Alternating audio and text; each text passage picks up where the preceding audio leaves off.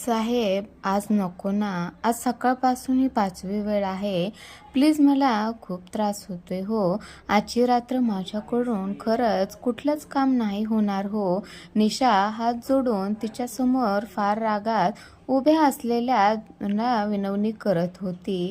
पण तो तिचं काहीही ऐकणार नव्हता. तिचे शब्द त्याच्या कानापर्यंत जातच नव्हते. खरंच कुठलंच काम नाही होणार हो. निशा हात जोडून तिच्यासमोर फार रागात उभ्या असलेल्या तरुणाला विनवणी करत होती. पण तो तिचं काहीही ऐकणार नव्हता. तिचे शब्द त्याच्या कानापर्यंत जातच नव्हते. त्याला फक्त तिचं तारुण्यानं भरलेलं उफाड्याचं शरीर दिसत होतं. तिची धपापणारी छाती त्याला खुणावत होती. त्याने तिच्यासाठी खूप पैसे मोजले होते, त्यामुळे त्याच्या मर्जीशिवाय ती बाहेरही जाऊ शकत नव्हती. त्याला विनंती करण्याशिवाय दुसरा पर्याय नव्हता तिच्याकडे. पण त्याच्यासारख्या राक्षसाला तिची दया तरी का यावी? तो तर तिच्याकडे आला होता त्याच्या शरीराची भूक मिटवण्यासाठी, वासना मिटवण्यासाठी, आणि तिचा आवाज सहन न होऊन त्याने तिला गप्प बस असं फार त्रासिकपणे सांगितलं आणि ती घाबरून डोळे मिटून गप्प बसली आणि त्याने पुन्हा तिच्या शरीराचे लचके तोडले. राक्षसाच्या या जगात एखाद्या देवमाणसाचं दर्शन घडणं म्हणजे फार दुर्मिळ गोष्ट, आणि तो 23 वर्षाच्या निशावर तिची इच्छा नसताना तुटून पडला. नाजूक कोमल फुलांचा सडा पायाने तुडवावा तसं तो तिला तुडवत होता. आता ती थकून झोपली होती. मध्यरात्री तिला जेव्हा जाग आली तेव्हा खोलीत कोणीच नव्हतं. कदाचित गेला असेल निघून असं तिला वाटलं. तिला वाटलं की कडी लावावी, पण दरवाजाला कडी लावून सुद्धा काय फायदा? तो 24 तासासाठी तिचा मालक होता आणि ती मनाशी तशीच बोलत राहते आणि तिचे डोळे पाण्याने भरतात. घरची आठवण येते. वयाच्या अवघ्या 17व्या वर्षी तिला तिचा सौदा होतो. रोज नवीन गिराईक येतं. इथे येणारा प्रत्येक जण वासनेचा भुकेला शरीराच्या नुसत्या त्या चिन्हावर त्याची नजर टांगलेली असायची. तिला पोट भरण्यासाठी शरीराचा भाग विकावा लागायचा.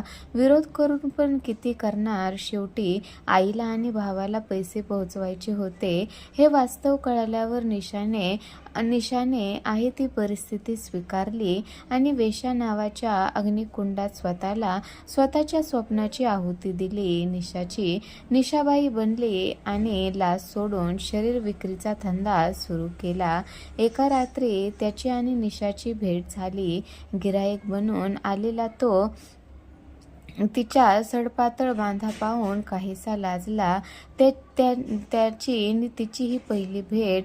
डोळ्यावर मस्तपैकी डिझाईन चष्मा, गळ्यात लॅपटॉपची बॅग, केस पावसात भिजलेले असा त्याचा अवतार. त्या दिवशी तो पहिल्यांदा मित्राबरोबर आला होता आणि पहिल्याच खेपेला त्याची निशा सोबत रात्र फिक्स झाली. खोलीत प्रवेश केल्या केल्या त्याला एक वेगळीच घुसमट वाटू लागली आणि तो निशाला डायरेक्ट बोलला, हे बघा, मी इथे मित्राने जबरदस्ती केली म्हणून आलो. मला ना तुमच्यात इंटरेस्ट काही करण्यात. सो प्लीज, मी थोड्या वेळासाठी इथे बसतो. मित्राचं झालं की जाईल मी निघून, असं तो बोलला आणि तिथे असलेल्या एका खुर्चीवर बसला. ती बेडवर बसलेली असते आणि दोघं पण मनावर दडपण आल्यासारखं बसले होते. मग पुन्हा थोड्या वेळाने तो म्हणाला, तुमचं नाव काय आहे? आणि असं म्हणून त्याने बोलायला सुरुवात केली आणि निशा प्रश्नार्थक नजरेने त्याच्याकडे पाहत होती. आजपर्यंत तिला कोणी तिचं साधं नावसुद्धा विचारलं नव्हतं आणि ती गप्प आहे हे पाहून तो म्हणाला, हॅलो, नाव काय आहे तुला? आणि ती म्हणाली, निशाबाई. तिने तोंडातल्या तोंडात पुटपुटत सांगितलं. तिनं नाव सांगताच त्यावर तो लगेच म्हणाला, किती छान नाव आहे, पण पुढे बाई हा शब्द लावायचाच हवा का?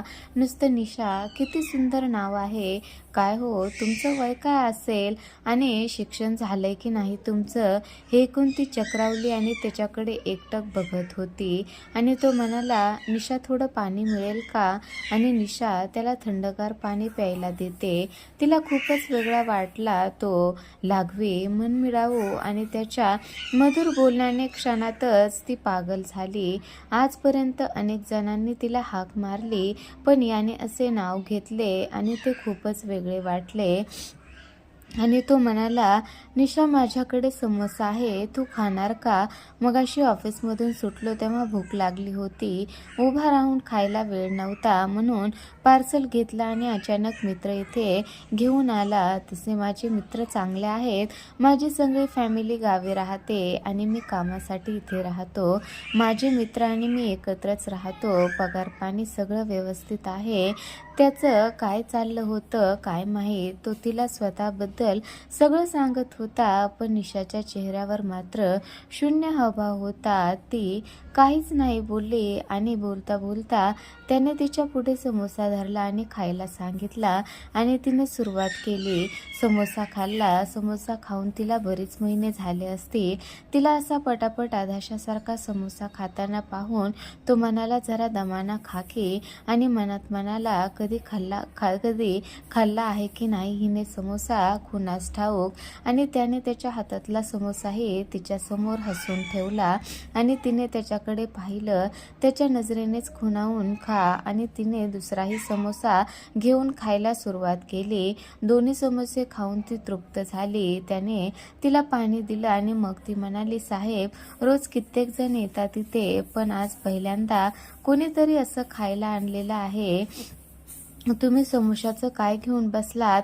खोलीच्या बाहेर जाऊन मला वर्ष झालं असेल. डाळ भात मिळेल ती भाजी खाऊन दिवस काढावे लागतात. पोटभर जेवायला मिळतं तेच खूप आहे इथे. फक्त व्यवहार होतो शरीराचा. आलेला प्रत्येक दिवस कोणाच्या तरी वासनेने खाली जायचं आणि उगीच कशाला तरी राग काढत असायचं. शरीराचे लचके तोडत असतात. कोणी बॉसचा राग काढत असतो तर कोणी पैसे वसूल करत असतात. सिगारेटचे किती चटके आणि दारूच्या वासाने तर झोपही येत नाही. मला काय हवंय हा प्रश्न कोणीही विचारायचं नाही आणि विचारायचं तरी का? शेवटी मी तर एक वैश्या.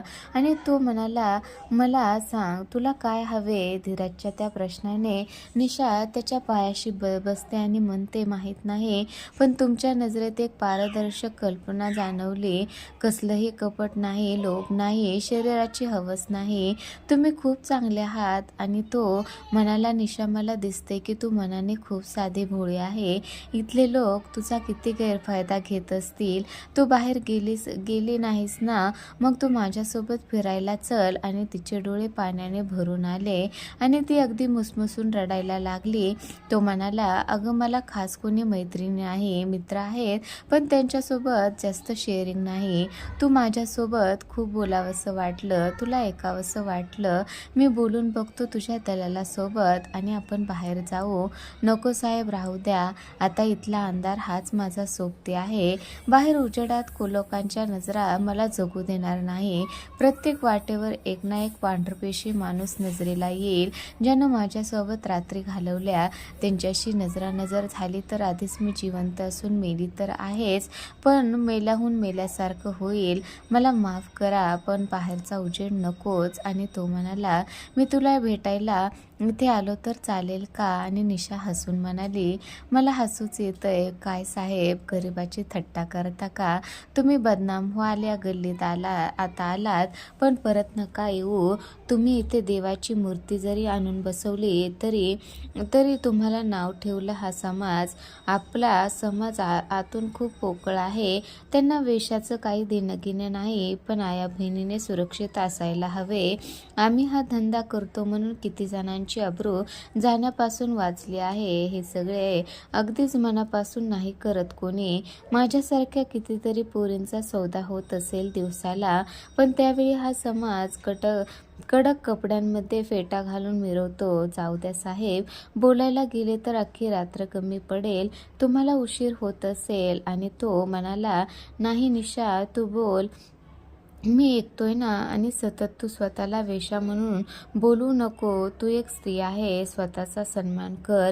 जे काम करतेस ते पोटासाठी करतात. त्याच्या या बोलण्यावर निशा त्याच्या प्रेमात पडली. पूर्ण रात्र त्यांनी मनसोक्त गप्पा मारल्या. कधी पहाट झाली हे समजलं नाही. मनात एक आधीशी आशेची पालवी फुटली. तिच्या मनात दिवसभर त्याचेच विचार घोळू लागले. पहिल्या प्रेमाची हळवी चाहूल तिच्या मनाला प्रसन्न करून जाते.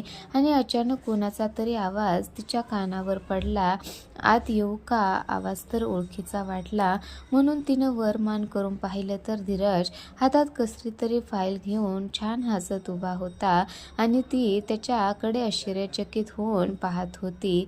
साहेब तुम्ही पुन्हा इथे? तिने विचारलं.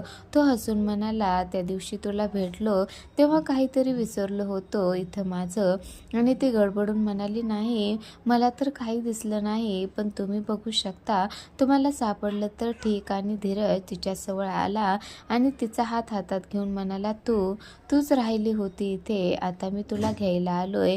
निशा आणि तिच्या डोळ्यातून घळाघळा अश्रू व्हायला लागले आणि नीरज तिचे अश्रू पुसून म्हणाला, आता अजिबात रडायचं नाही. आणि ती त्याच्या छातीवर डोकं ठेवून म्हणाली, फक्त आज एवढं शेवटचं रडू द्या, उद्यापासून कधीच नाही रडणार. आणि त्याने तिला घट्ट मिठीत घेतलं. तिनेही त्याला मिठी मारत अलगद डोळे मिटून घेतले. तर मित्रांनो, काय वाटतं तुम्हाला या कथेबद्दल? नक्की कमेंट करून सांगा.